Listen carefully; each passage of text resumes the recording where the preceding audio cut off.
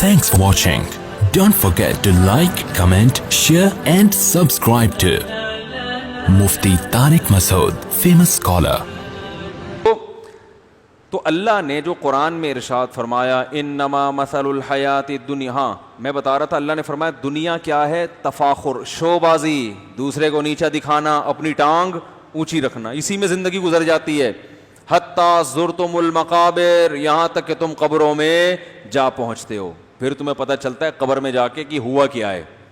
یہ تو سب ختم.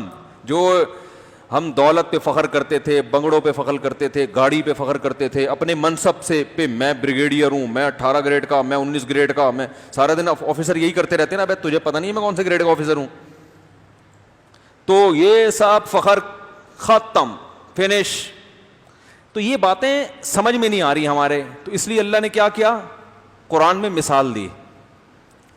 اب مثال بالکل اس سے ہٹ کر ہے، کیونکہ مثال اگر یہی ہوگی تو یہی تو سمجھانا ہے.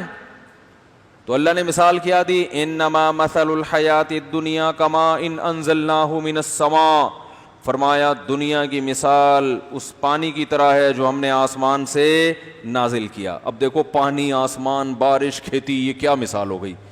مثال تو دی جا رہی ہے گاڑی، بنگلہ، بحریہ ٹاؤن، بینک بیلنس. کیا خیال ہے؟ ان کی مثال دینی چاہیے نا؟ نا نا نا نا، ان کو سمجھانے کے لیے مثال بالکل الگ دنیا سے.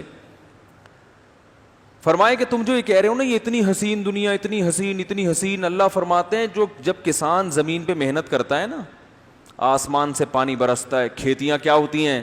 لہلہاتی. تو جب اللہ کی طرف سے ان کھیتیوں پر کوئی عذاب آتا ہے تو منٹوں میں چٹ ہوتی ہے کہ نہیں ہوتی؟ ختم. کوئی ٹڈیاں مسلط ہو گئیں، کوئی طوفان آ گیا، بہت ہوتا ہے. یہ آج بھی ہوتا ہے کہ سارا سال کسان نے محنت کی اور کھیتی لہلہا رہی ہے، اور جیسے پھل لدے ہوئے ہیں اس پہ، اور دانا گندم لہلہا رہی ہے، اور بڑا زبردست. اب جا کے کیا کرنا ہے؟ ہم نے کھیتی کاٹنی ہے. اور صبح اٹھے کہ الم تغن بالامس، ایسا نام و نشان ختم ہوتا ہے جیسے یہاں کچھ تھا ہی نہیں. تو پہلے تو یہ بہت ہوتا تھا. جب قرآن نازل ہوا تو اس زمانے میں تو زیادہ اچھی طرح یہ مثال سمجھ میں آتی تھی نا، اس میں وسائل نہیں تھے نا اتنے. تو اللہ فرماتے ہیں زندگی کی بہاریں جب ختم ہوں گی نا تو بالکل کیفیت یہی ہوگی جو اس کسان کی تھی، جس نے پورے سال محنت کی اور کھیتیاں لہلہانے لگیں. رات کو وہ گھر میں سوئے، اچانک ہماری طرف سے کوئی طوفان مسلط ہوا یا کوئی ٹڈیوں کا عذاب مسلط ہوا، اور وہ راتوں رات کھیتیاں چٹ. اور جب صبح اٹھ کے دیکھ رہا ہے تو کفِ افسوس مل رہا ہے، ہاتھ مل رہا ہے اپنے، یہ کیا ہو گیا؟ آپ پوچھیں گاؤں دیہاتوں کے لوگوں سے، پہلے لوگوں سے پوچھیں کہ ایسا ہوتا تھا نہیں ہوتا، تو کہیں گے بھائی ایسا ایک دانہ بھی باقی نہیں بچتا. کوئی کیڑا مسلط ہوتا ہے نا، ایک دم چٹ طوفان آتا ہے، پوری پوری کھیتیاں اڑ جاتی ہیں. تو اللہ فرماتے ہیں اس وقت کسان کو جو حسرت ہوتی ہے نا، ہائے میری پوری محنت برباد.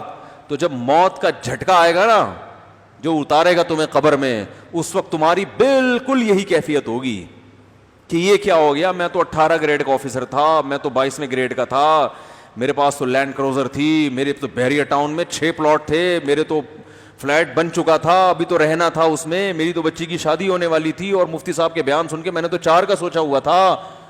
ہے بھائی، ابھی تو دوسری ہوئی تھی، ابھی تو پھڈوں سے باہر نکلا تھا، ابھی تو سسر صاحب کا موڈ کچھ اچھا ہوا تھا. بہت ساری باتیں سوچو گے، وہ سب خواب اور خیال دھرے کے درے، فینش، ختم.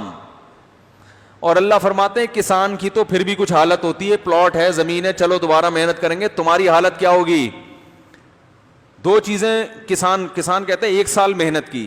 اللہ فرماتے ہیں تم یہ نہیں کہو گے 1 سال، تم جب آخرت کی زندگی دیکھو گے نا، طویل، قبر کا زمانہ کتنا طویل، پھر میدان حشر کتنا طویل، پھر جنت جہنم تو ہمیشہ.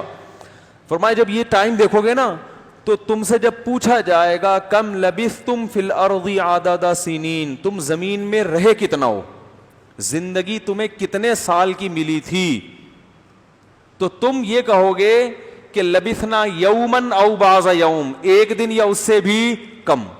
جس کو تم بہت طویل سمجھ رہے تھے نا، جس میں تم اپنی عیاشی چھوڑنے کے لیے تیار نہیں تھے، اور اس دنیا سے جب اللہ کہتا تھا دل نہ لگاؤ تو تم کہتے تھے نہیں بھائی. اللہ کہتا تھا مسافر خانہ ہے, تم کہتے نہیں بھائی 50 سال 60 سال یہ سفر کوئی ایسا تھوڑی ہے کہ 12 گھنٹے میں ملتان پہنچ گئے, یہ تو 60 سال کا 70 سال کا سفر ہے. تو اللہ کہیں گے وہ ملتان کا سفر تو پھر بھی 12 گھنٹے کا تھا, یہ ایسا لگے گا جیسے چند منٹوں کا سفر تھا, یہ تمہیں اس سے بھی کم لگے گا. میں اکثر جو مثالیں دیتا ہوں نا, آپ ملتان جا رہے ہیں بندہ, آپ پشاور جا رہے ہیں بندہ, کہاں جا رہا ہے ملتان جا رہا ہے, تو آپ کو اس سے اتنا عشق ہو گیا تو لوگ ملامت کریں گے نا, ابے اس کا اسٹیشن الگ تیرا اسٹیشن الگ, تھوڑی دیر میں بچھڑ جانا ہے تو اس سے محبت کیوں کر رہے ہو, اے سی پارلر میں سفر کر رہے ہو تو ان سیٹوں سے محبت کیوں کر رہے ہو. تو ہو سکتا ہے کسی کو خیال آئے ابے بھائی مفتی صاحب آپ ٹرین کی مثال دے رہے ہو, پشاور ملتان کی مثال دے رہے ہو, پشاور 24 گھنٹے میں پہنچنا چاہیے اس لیے کہہ رہا ہوں کہ ابھی میں کہنے والا تھا پہنچتے ہیں, لیکن ایک دم مجھے خیال آیا آج تک کوئی ٹرین سے 24 گھنٹے میں پشاور نہیں پہنچا. تو میں نے کہا جھوٹ نہ ہو جائے نا, آپ پشاور ٹرین سے جائیں آپ کو پولیس نکالے گی وہاں سے, مذاق نہیں. وہ 50-50 آتا تھا, اس میں بتایا کہ لاہور سے کراچی ٹرین میں آ رہے ہیں, تو بچے سوار ہوئے تھے, جب کراچی پہنچے تو وہ بڑے ہو چکے تھے. صحیح ہے نا, وہ کیا ہو چکے تھے, بڑے ہو چکے. تو اس زمانے میں تو ٹرینوں کا حال بہت خراب تھا. اب کم از کم کراچی لاہور کا تو اچھا ہو گیا, لیکن پنڈی پشاور کا وہی حال ہے. تو خوشحال خان خٹک چلائیے تو نام تو بڑا اچھا ہے, لیکن ایسا لگتا ہے کہ خوشحال خان خٹک کے دور میں اس ٹرین کو بنایا گیا تھا, اس کے بعد سے اس کی ریپیئرنگ نہیں ہوئی ہے. سمجھ رہے ہیں نا, تو ایسا لگتا ہے دیکھنے میں کہ خوشحال خان خٹک اس کا نام اس لیے رکھا ہے کہ انہوں نے اس کا سنگ بنیاد رکھا تھا, حالانکہ نہیں, وہ بیچاروں نے تھوڑی رکھا تھا اتنی پرانی. تو اب آپ کہہ سکتے ہیں مفتی صاحب مثالیں آپ دے رہے ہو 24 گھنٹے سفر کی, اور اس میں ملتان والے کو آپ کہہ رہے ہو اس سے عشق ہو گیا, اس سے محبت ہو گئی. تو بھائی 12 گھنٹے والے سفر میں تو عشق محبت سوٹ نہیں کرتا, ہمارا سفر تو بہت طویل ہے, کوئی 50 سال کوئی 60 سال کوئی 70 سال. تو اللہ فرماتے ہیں کہ جب آخرت میں تم قبر میں جاؤ گے نا, تو تم ملتان کے سفر کو پھر بھی لمبا سمجھو گے جتنا دنیا میں سمجھ رہے ہو. دنیا کے سفر کو چند منٹوں کا بولو گے بہت جلدی, ابھی پیدا ہوئے تھے اور ابھی مر گئے, اتنی جلدی. یہ سفر اس سے بھی کم ہے, اس لیے کہ اصل زندگی کون سی ہے, آخرت کی, بہت طویل ہے, بہت طویل. اس کے مقابلے میں دیکھ, جب انسان کمپیئر کرتا ہے نا کسی سے, تو پھر وہ احساس ہوتا ہے کہ کیا پایا اور کیا کھویا.